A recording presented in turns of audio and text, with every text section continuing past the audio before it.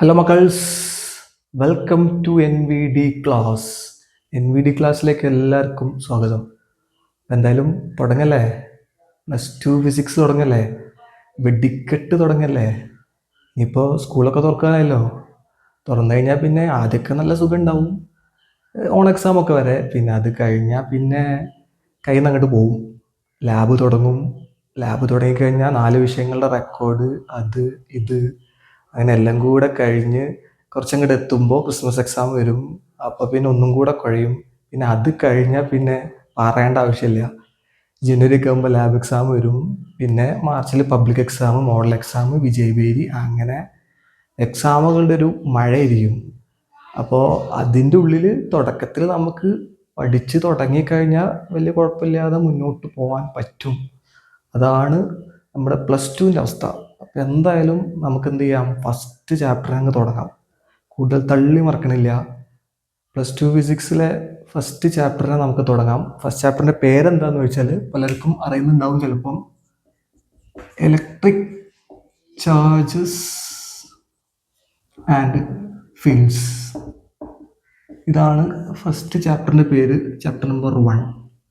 അപ്പോൾ +2 ചാപ്റ്ററിലേക്ക് കടക്കുന്നതിന് മുമ്പേ കുറച്ച് കാര്യങ്ങൾ എനിക്ക് പറയാനുണ്ട്. എന്താണെന്ന് വെച്ചാൽ, ഇപ്പോൾ വീഡിയോ കാണുന്നുണ്ടാവും പലർ. വീഡിയോ വെറുതെ കാണരുത്, കയ്യിലൊരു നോട്ട് ഉണ്ടാവണം. നോട്ടും പെന്നും വേണം. കൃത്യമായിട്ട് എന്ത് ചെയ്യുക, നോട്ട് എഴുതി മുന്നോട്ട് പോവുക, അല്ലെങ്കിൽ ബുദ്ധിമുട്ടാവും. പിന്നെ ഒരു കാര്യം പറയാനുള്ളത്, ക്ലാസ് എടുക്കുന്ന സമയത്ത് ശ്രദ്ധിച്ചിരിക്കുക, നോട്ട് എഴുതാൻ നിൽക്കരുത്. പിന്നെ ഞാൻ ഒരു സെഷൻ കഴിഞ്ഞാൽ ഞാൻ ഫ്രണ്ടിൽ നിന്ന് മാറിത്തരും. അപ്പോൾ നിങ്ങൾക്ക് ബോർഡ് കണ്ടിട്ട് എഴുതാം, അല്ലെങ്കിൽ പോസ് ചെയ്ത് എഴുതാം, അല്ലെങ്കിൽ സ്ക്രീൻഷോട്ട് എടുക്കാം. അങ്ങനെ എന്ത് വേണമെങ്കിലും ചെയ്യാം.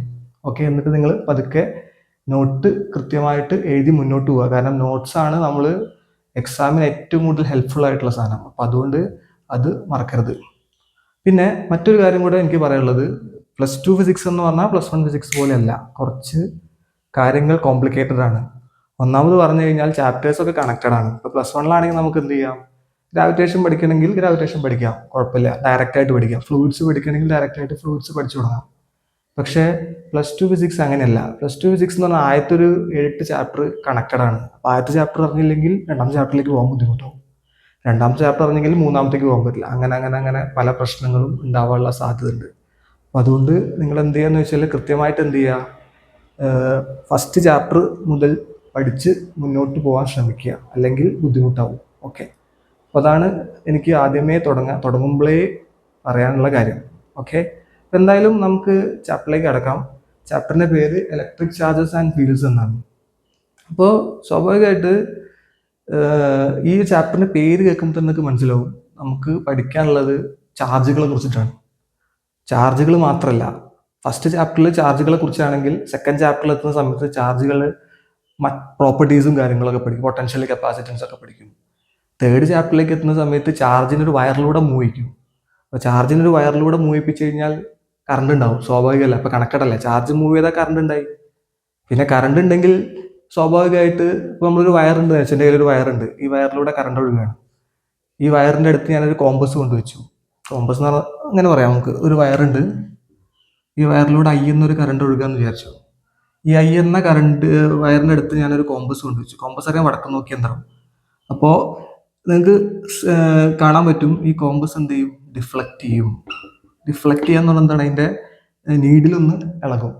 അപ്പോൾ അത് എന്തുകൊണ്ടാണ് അതിൻ്റെ നീഡിൽ ഇളകാൻ കാരണം വെച്ചാൽ, വളരെ സിമ്പിളായിട്ട് ആൻസർ പറയാം. അപ്പോൾ നോക്കൂ, ഇവിടെ I എന്ന വയറിലൂടെ I എന്ന കറണ്ട് വയറിലൂടെ ഒഴുകുന്ന സമയത്ത് ഇതിന് ചുറ്റും എന്തുണ്ടാവും, ഈ വയറിന് ചുറ്റും ഒരു മാഗ്നറ്റിക് ഫീൽഡ് ഉണ്ടാവും.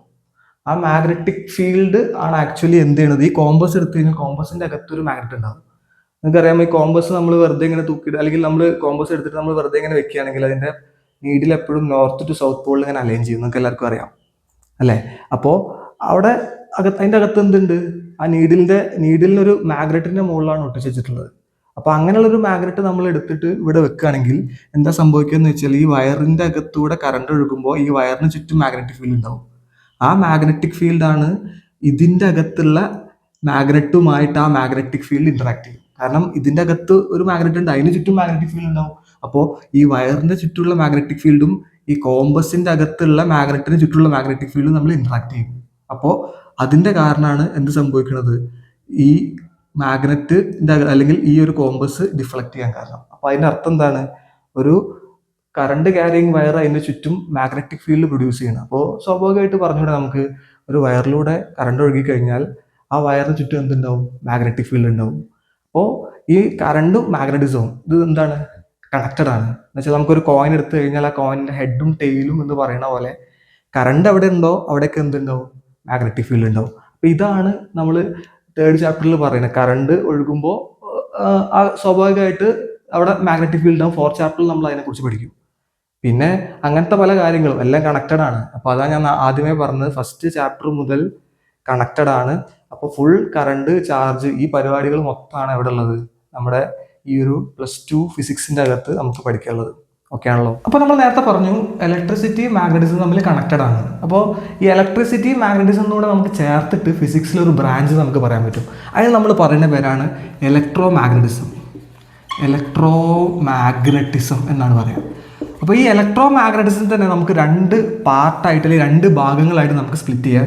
അതിൽ ഒന്നാമത്തെ ഭാഗമാണ് ഇലക്ട്രോ സ്റ്റാറ്റിക്സ് എന്നാണ് പറയുക.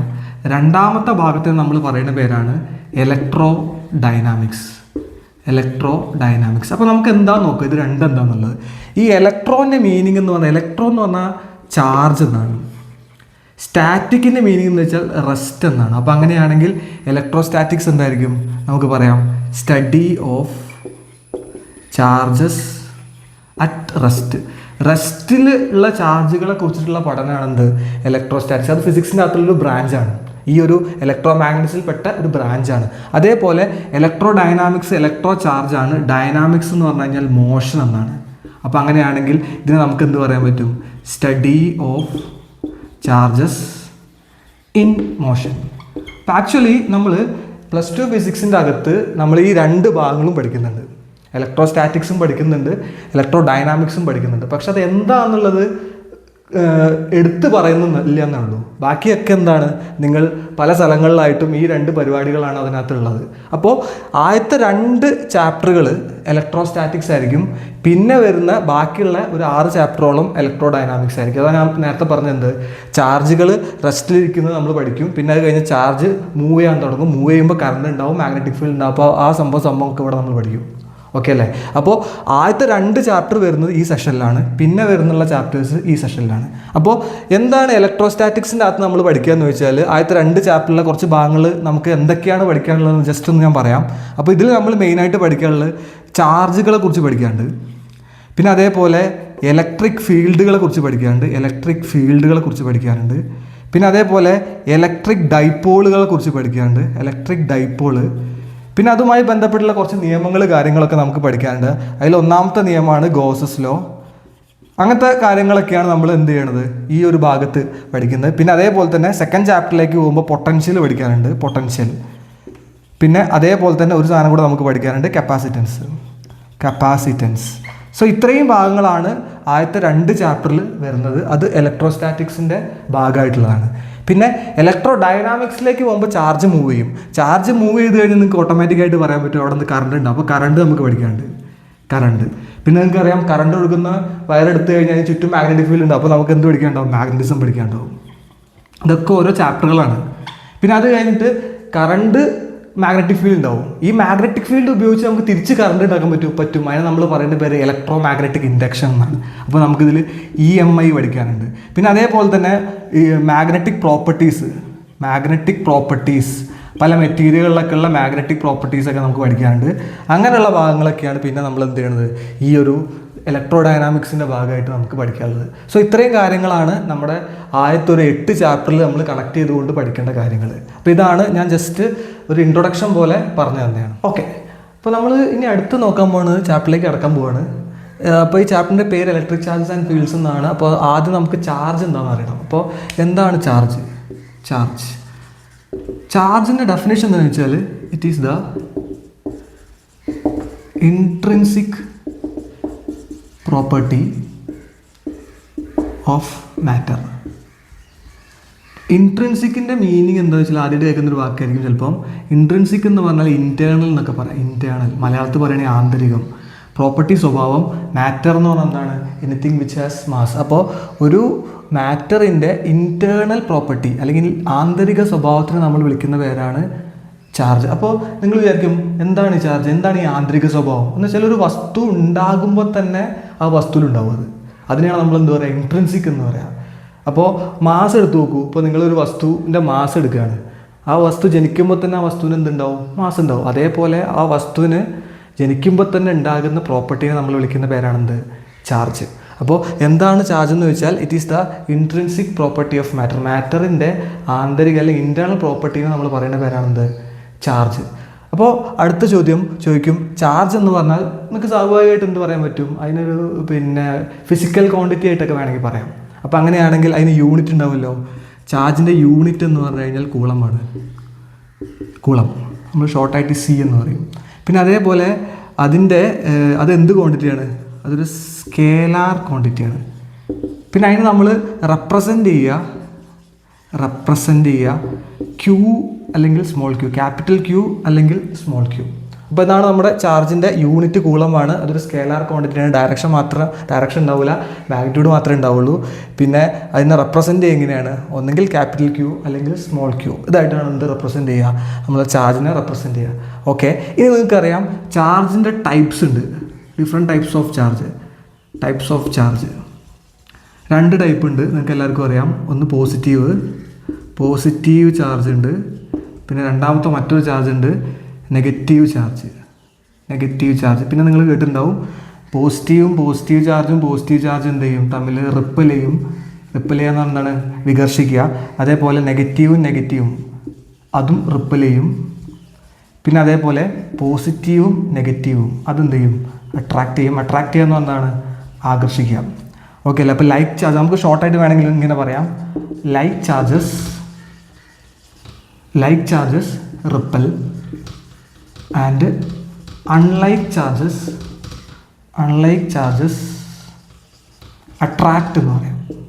എന്ന് വെച്ച് കഴിഞ്ഞാൽ ഒരേപോലുള്ള ചാർജ് വികർഷിക്കും, ഡിഫറെൻ്റ് ആയിട്ടുള്ള ചാർജ് എന്ത് ചെയ്യും? അട്രാക്റ്റ് ചെയ്യും. അതാണ് ഇവിടെ പോസിറ്റീവ് നെഗറ്റീവ് അട്രാക്റ്റ് ചെയ്ത്, അതേപോലെ പോസിറ്റീവ് നെഗറ്റീവ് എന്ത് ചെയ്ത്? റിപ്പൽ ചെയ്ത്. അപ്പോൾ ഇത്രയാണ് നമ്മുടെ ചാർജിനെ കുറിച്ചിട്ട് ഇനീഷ്യലായിട്ട് പറഞ്ഞു തരാനുള്ളത്. അപ്പോൾ ജസ്റ്റ് ഒന്ന് എഴുതിയെടുത്തോ, പോസ് ചെയ്തിട്ട് എഴുതുക അല്ലെങ്കിൽ സ്ക്രീൻഷോട്ട് എടുത്തോ. ഓക്കെ, അപ്പോൾ ഇനി നമുക്ക് പറയാനുള്ളത് പ്രോപ്പർട്ടീസ് ഓഫ് ചാർജാണ്. Properties of charge, this is very important. എക്സാമിന് 2 മാർക്കിൻ്റെ സെഷനിൽ ഒരുപാട് തവണ ചോദിച്ചിട്ടുണ്ട്. അപ്പോൾ very important topic, properties of charge. ശരിക്കും ചാർജിന് 3 പ്രോപ്പർട്ടികളുള്ളത്. അതിൽ ഒന്നാമത്തെ പ്രോപ്പർട്ടിയാണ് അഡിക്റ്റിവിറ്റി എന്ന് പറഞ്ഞാൽ എന്താണ്? നമുക്ക് ചാർജിന് എന്ത് ചെയ്യാൻ പറ്റും? ആഡ് ചെയ്യാൻ പറ്റും. പരസ്പരം 2 ചാർജ് ഉണ്ടെങ്കിൽ നമുക്ക് എന്ത് ചെയ്യാൻ പറ്റും? ആഡ് ചെയ്യാൻ പറ്റും. ഇപ്പോൾ ഡെഫിനേഷനായിട്ട് പറയുകയാണെങ്കിൽ നമുക്കിങ്ങനെ പറയാം, ചാർജസ് ക്യാൻ ഓൾജിബ്രൈക്ലി ആഡഡ്. ചാർജ് നമുക്ക് എന്ത് ചെയ്യാൻ പറ്റും? ഓൾജിബ്രൈക്ക് ആയിട്ട് എന്ത് ചെയ്യാൻ പറ്റും? ആഡ് ചെയ്യാൻ പറ്റും. ഒരു ഉദാഹരണം പറയുകയാണെങ്കിൽ നമുക്കൊരു സിസ്റ്റം എടുക്കുക. ഒരു സിസ്റ്റം എന്ന് വിചാരിച്ചോ. ആ സിസ്റ്റത്തിൻ്റെ അകത്തൊരു N ചാർജ് എന്ന് വിചാരിച്ചോ. Q1 Q2 Q3 etcetera Qn. അപ്പോൾ അങ്ങനെയാണെങ്കിൽ ഈ സിസ്റ്റത്തിൻ്റെ ടോട്ടൽ ചാർജ് എന്തായിരിക്കും? Total charge of a system Q is equal to Q1 plus Q2 plus Q3 plus etcetera plus Qn. എന്ന് വെച്ചാൽ N ചാർജുകൾ ഉള്ളൊരു സിസ്റ്റം ആണെങ്കിൽ ആ സിസ്റ്റത്തിൻ്റെ അകത്തുള്ള അല്ലെങ്കിൽ ആ സിസ്റ്റത്തിൻ്റെ ടോട്ടൽ ചാർജ് എന്ന് പറഞ്ഞാൽ എന്താണ്? ആ സിസ്റ്റത്തിൻ്റെ അകത്തുള്ള എല്ലാ ചാർജുകളും നമ്മൾ ആഡ് ചെയ്താൽ കിട്ടുന്നത് എന്താണോ അതാണെന്ത്? ആ സിസ്റ്റത്തിൻ്റെ ടോട്ടൽ ചാർജ്. അതാണെങ്കിൽ നമുക്ക് പറയാം ഒരു എക്സാമ്പിളായിട്ട്, സിമ്പിളായിട്ടൊരു എക്സാമ്പിൾ പറയാം. 1 coulomb plus 5 coulomb is equal to 6 coulomb എന്ന് പറയാം. അല്ലെങ്കിൽ 2 coulomb plus -3 coulomb is equal to -1 coulomb എന്നൊക്കെ പറയാം. അപ്പോൾ ചാർജിന് നമുക്ക് എന്ത് ചെയ്യാൻ പറ്റും? ഓൾജിബ്രൈക്ക് ആയിട്ട് ആഡ് ചെയ്യാം. മൈനസ് എന്ന് പറഞ്ഞാൽ നോക്കണ്ട, മൈനസും പ്ലസ്സും ഒക്കെ എന്താണ്? സെയിം ആണ്. പ്ലസ് എന്ന് പറഞ്ഞു കഴിഞ്ഞാൽ അല്ലെങ്കിൽ മൈനസ് എന്ന് പറഞ്ഞു കഴിഞ്ഞാൽ നെഗറ്റീവ് സംഖ്യകളുടെ അഡീഷനെയാണ് നമ്മൾ എന്ത് പറയുക? മൈനസ്. അപ്പോൾ നിങ്ങൾക്കറിയാം പ്ലസും മൈനസും ഒക്കെ എന്താണ്?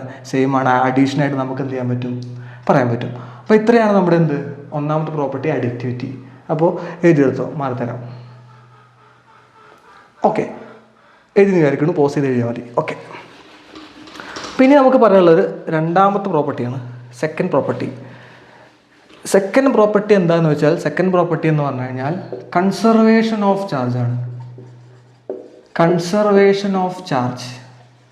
നിങ്ങൾക്ക് കൺസർവേഷൻ ഓഫ് എനർജി എന്ന് കേട്ടിട്ടുണ്ടാവും. എന്താണ് കൺസർവേഷൻ ഓഫ് എനർജി?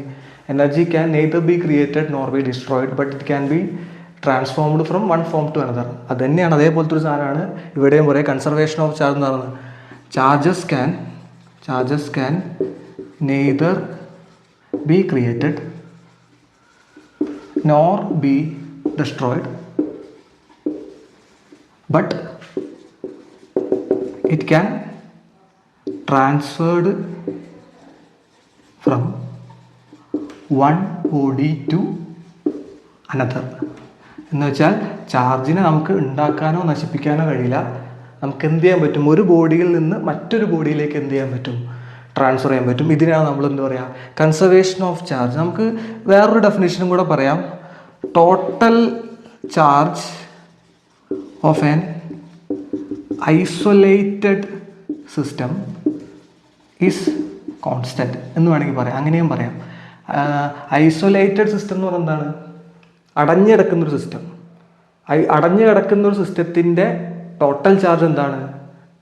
കോൺസ്റ്റൻ്റ് ആണ്. ഇപ്പോൾ നമ്മൾ ഈ ഒരു പെണ്ണ് എടുക്കുകയാണ്, ഇതൊരു സിസ്റ്റമാണെന്ന് വിചാരിച്ചോ. ഈ പെണ്ണിന് ചാർജ് ഇല്ല, ഇതിന് ചാർജ് ഇല്ല. സപ്പോസ് ചാർജ് ഉണ്ടെന്ന് കരുതുക.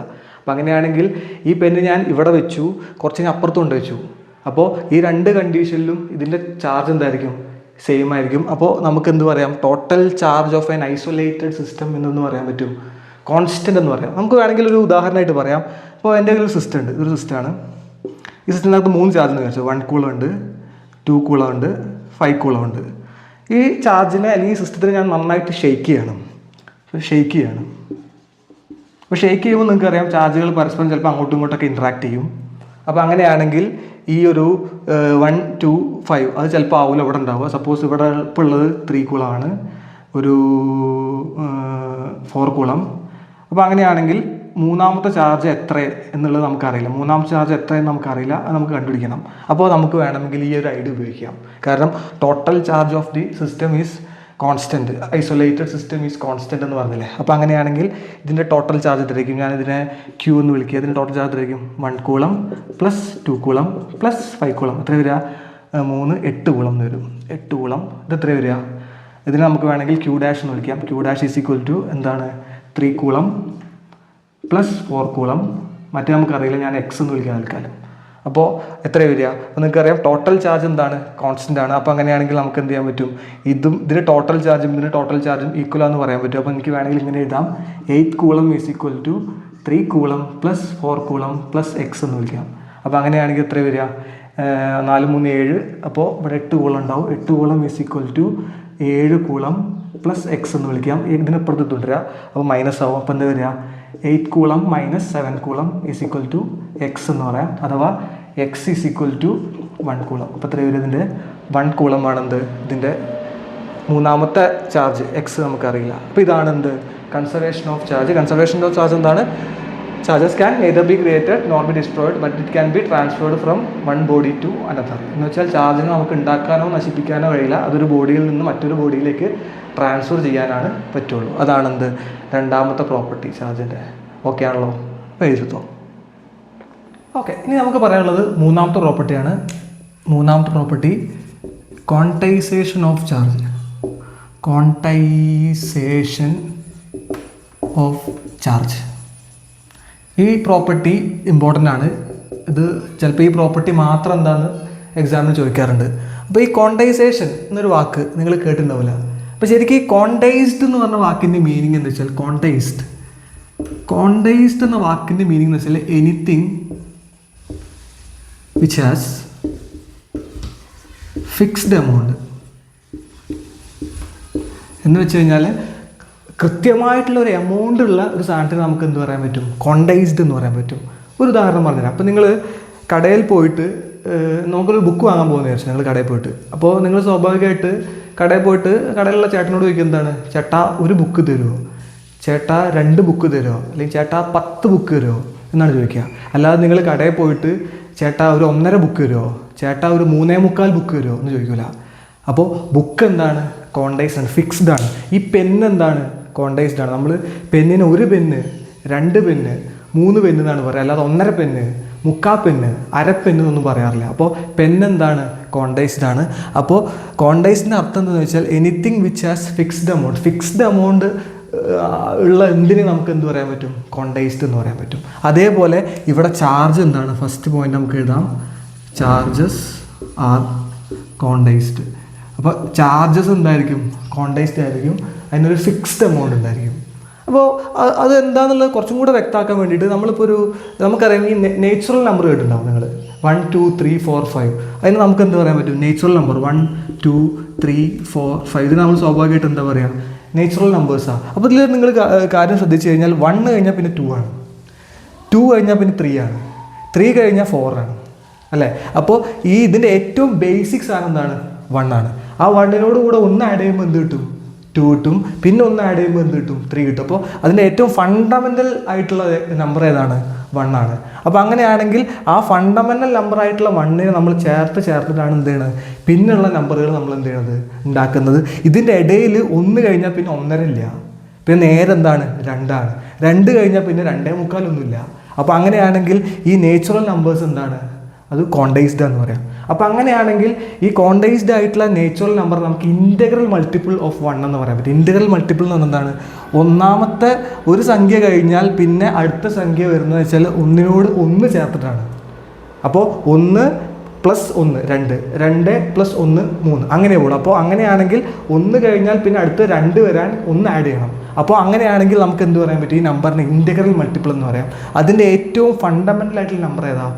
ഈ ഒരു സംഭവത്തിൻ്റെ 1 ആണ് അല്ലേ? അതേപോലെ നമ്മൾ ചാർജിൻ്റെ എടുക്കുകയാണെങ്കിൽ ചാർജിനൊരു ഫണ്ടമെൻ്റൽ ആയിട്ടുള്ളൊരു ചാർജ് ഉണ്ടാവും. ആ ചാർജിനെ നമ്മൾ വിളിക്കുന്ന പേരാണ് ചാർജ് ഓഫ് ഇലക്ട്രോൺ. എന്താണ് ഫണ്ടമെൻ്റൽ ചാർജ്? എന്താണ്? Charge of electron. അപ്പോൾ ഇലക്ട്രോൺ ആണ് നമ്മൾ 1 പറഞ്ഞ പോലെ ഏറ്റവും ഫണ്ടമെൻ്റൽ ആയിട്ടുള്ള സാധനം. പറഞ്ഞ മനസ്സിലായില്ലേ? അപ്പോൾ അങ്ങനെയാണെങ്കിൽ നമുക്കിങ്ങനെ എഴുതാൻ പറ്റും, fundamental charge that exist in the universe is charge of electron. Charge of electron ആണെന്ത്? ഏറ്റവും ഫണ്ടമെൻ്റൽ ആയിട്ടുള്ള ചാർജ്. ചാർജ് ഓഫ് ഇലക്ട്രോൺ നിങ്ങൾക്ക് അറിയാം എന്താണ്? 1.6 × 10⁻⁻⁹ കൂളം. ഓക്കെ അല്ലേ? അപ്പോൾ ഏറ്റവും ബേസിക് ചാർജ് ഏതാണ്? ചാർജ് ഓഫ് ഇലക്ട്രോൺ ആണ്. അപ്പോൾ അങ്ങനെയാണെങ്കിൽ നമുക്ക് ക്വാണ്ടൈസേഷൻ ഓഫ് ചാർജിന് എങ്ങനെ പറയാൻ പറ്റും? നമ്മളെ ഒരു സിസ്റ്റത്തിൻ്റെ ചാർജ് എന്ന് പറഞ്ഞാൽ എന്താണ്? പിന്നെ ഓരോ അല്ലെങ്കിൽ ഒരു ബേസിക് ചാർജ് ആയിട്ടുള്ള ഇലക്ട്രോണിനെ നമ്മൾ ആഡ് ചെയ്ത് അല്ലെങ്കിൽ മൈനസോ ആഡോ ഒരു ഉദാഹരണം പറയാം. അപ്പോൾ നോക്കൂ, Q = എനിക്ക് വേണമെങ്കിൽ ഇങ്ങനെ പറയാം, 1 കൂളം ഉണ്ടാവും, 1 കൂളം ഉണ്ടാവും, അല്ലെങ്കിൽ 1 E ഉണ്ടാവും, പിന്നെ 2 E ഉണ്ടാവും, പിന്നെ 3 E ഉണ്ടാവും, പിന്നെ 4 E ഉണ്ടാവും, പിന്നെ 5 E ഉണ്ടാവും, പിന്നെ എക്സെട്ര. അതേപോലെ -1 E ഉണ്ടാവും, -2 E ഉണ്ടാവും, -3 E ഉണ്ടാവും, -4 E ഉണ്ടാവും, അങ്ങനെ -5 E ഉണ്ടാവും, അങ്ങനെ എക്സെട്ര. അപ്പോൾ അങ്ങനെയാണെങ്കിൽ നമുക്ക് ചാർജ് ഓൺ എ ബോഡി ക്യൂനെ നമുക്ക് എഴുതാൻ പറ്റും, Q = ±NE. QE എന്ന് പറഞ്ഞാൽ എന്താണ്? ±NE എന്ന് നമുക്ക് എഴുതാൻ പറ്റും. അപ്പോൾ നമുക്ക് Q എന്ന് പറഞ്ഞാൽ എന്താണ്? Charge on A body. പിന്നെ N എന്താണ്? ഇൻറ്റിജറാണ്, ഇൻറ്റിജർ. E എന്താണ്? Charge of electron. ഓക്കെ അല്ലേ? അപ്പോൾ അങ്ങനെയാണെങ്കിൽ ഒരു ബോഡിയിലെ ചാർജ് എന്ന് പറഞ്ഞാൽ എന്താണ്? Integral multiple of charge of electron ആണ്. ഇതിനെയാണ് നമ്മൾ എന്ത് പറയുക? ക്വാണ്ടൈസേഷൻ ഓഫ് ചാർജ് എന്ന് പറയുക. ക്ലിയർ അല്ലേ? ഓക്കെ അല്ലേ? അപ്പോൾ ക്വാണ്ടൈസേഷൻ ഓഫ് ചാർജിൻ്റെ ഇക്വേഷൻ എന്താണെന്ന് ചോദിച്ചാൽ നമുക്ക് എങ്ങനെയാണ് പറ്റും? Q = ±NE എന്ന് എഴുതാൻ പറ്റും. ഓക്കെ ആണോ? അപ്പോൾ ഇതിൻ്റെ ഡെഫിനിഷൻ എന്താണെന്ന് പരീക്ഷയ്ക്ക് എഴുതാൻ ചോദിച്ചു കഴിഞ്ഞാൽ നമുക്ക് എഴുതേണ്ടത് ഇങ്ങനെയാണ്. അപ്പോൾ ഡെഫിനിഷൻ ഞാൻ എഴുതിയൊക്കെ ഇവിടെ ഡെഫിനിഷൻ എന്താണ് ക്വാണ്ടൈസേഷൻ ഓഫ് ചാർജ് എന്ന് ചോദിച്ചാൽ ഡെഫിനിഷൻ എഴുതണമല്ലോ. ഇതാണ് charges always exist in the integral multiple of charge of electron. Charge of ഇലക്ട്രോണിൻ്റെ ഇൻ്റഗ്രൽ മൾട്ടിപ്പിൾ ആയിട്ടാണ് എന്ത് എപ്പോഴും ചാർജ് എന്ത് ചെയ്യണത്? എക്സിസ്റ്റ് ചെയ്യണത്. അതാണെന്ത്? അതിൻ്റെ ഡെഫിനിഷനായിട്ട് നമുക്ക് പറയാൻ പറ്റുക. അപ്പോൾ ഇതിനകത്ത് ഈ ഇക്വേഷൻ ഇമ്പോർട്ടൻ്റ് ആണ്, അത് പഠിച്ചോളാം. അത് എക്സാമിന് ഇത് വെച്ചിട്ട് പ്രോബ്ലം ചെയ്യാണ്ട് വരാറുണ്ട്. അപ്പോൾ നമുക്ക് ഒരു പ്രോബ്ലം ചെയ്ത് നോക്കാം തൽക്കാലം. അപ്പോൾ എഴുതോ? ഓക്കെ, ഒരു പ്രോബ്ലം കൂടെ പറഞ്ഞിട്ട് നമുക്ക് ഇന്നത്തെ ക്ലാസ് വൈൻഡപ്പ് ചെയ്യാം. ഇത്ര എടുക്കുന്നുള്ളൂ, ജസ്റ്റ് ഒരു പ്രോബ്ലം കൂടെ പറയാം.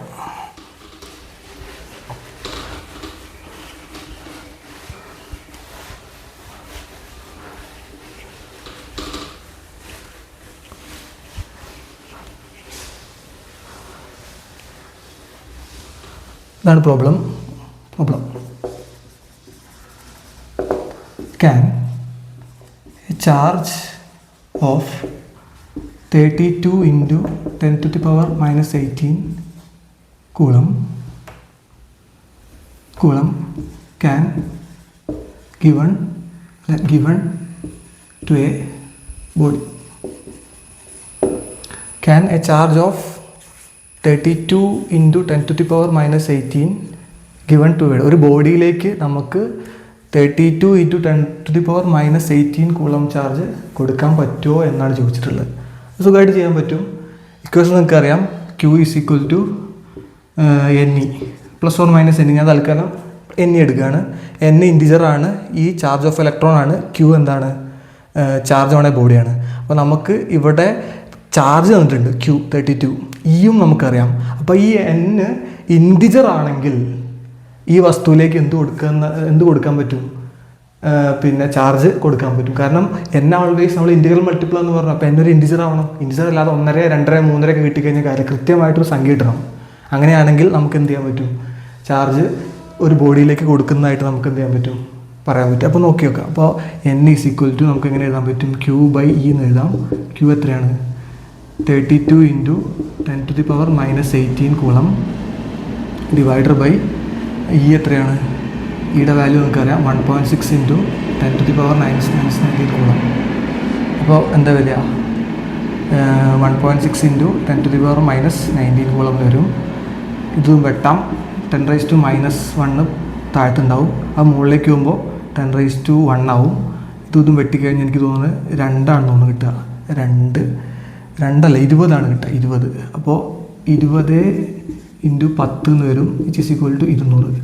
200 എന്ന് പറഞ്ഞാൽ എന്താണ്, ഒരു ഇൻറ്റിജറാണ്. അപ്പോൾ അതിൻ്റെ അർത്ഥം എന്താണ്, ഈ ചാർജിനെ നമുക്ക് എന്ത് ചെയ്യാൻ പറ്റും, ബോഡിയിലേക്ക് കൊടുക്കാൻ പറ്റും. അപ്പോൾ answer yes, this charge can be given to a body. അപ്പോൾ ഇതാണ് നമ്മുടെ ഇന്നത്തെ ക്ലാസ്. അപ്പോൾ അടുത്ത ക്ലാസ്സിലേക്ക് വരുമ്പോൾ ഇതൊക്കെ ഒന്ന് നോക്കിയിട്ട് വരിക, കൃത്യമായിട്ടൊന്ന് മനസ്സിലാക്കിയിട്ട് വരിക. അപ്പോൾ നിങ്ങൾക്ക് കുറച്ചും കൂടെ കാര്യങ്ങൾ എന്താവും, എളുപ്പമാവും. അപ്പോൾ ഓക്കെ, ടാറ്റ.